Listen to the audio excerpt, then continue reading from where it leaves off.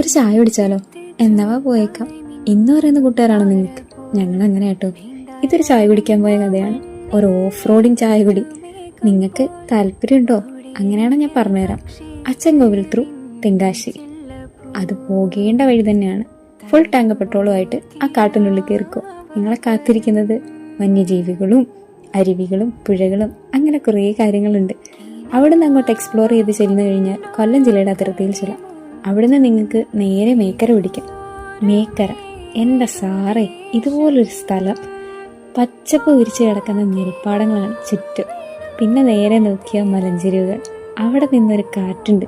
അതടിച്ചു കഴിഞ്ഞാൽ ഉള്ളിലെ എല്ലാ സങ്കടങ്ങളും അങ്ങ് പൊക്കോളും.